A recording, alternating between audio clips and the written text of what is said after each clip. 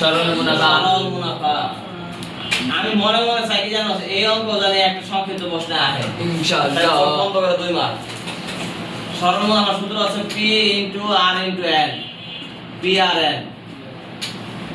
আর চক্রবৃদ্ধি মুনাফা, চক্রবৃদ্ধি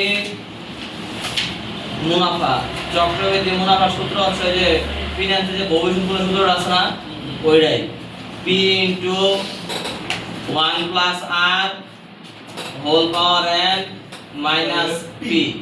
এই pv ওখানে pv রাখতাম না, ওই হচ্ছে শর্টকাটে p প্রেজেন্ট ভ্যালু। তো এরপরে চক্রবৃদ্ধি মূলধন, চক্রবৃদ্ধি মূলধন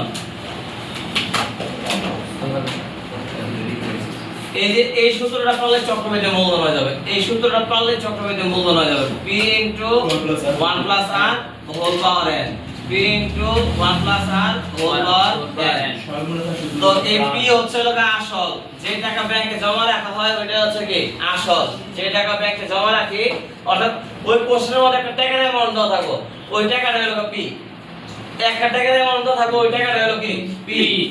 আর হচ্ছে লগা মুনাফার হার, একটা পার্সেন্ট দাও থাকো, পার্সেন্ট দিয়ে থাকো পার্সেন্ট, এই পার্সেন্টটা হচ্ছে লগা আর পার্সেন্ট হচ্ছে আর n হচ্ছে লগা বছর, একটা বছর দাও থাকো, বছর সংখ্যা দাও থাকো, 4 বছর 5 বছর ওইটা দাও থাকো, এটা লগা বছর।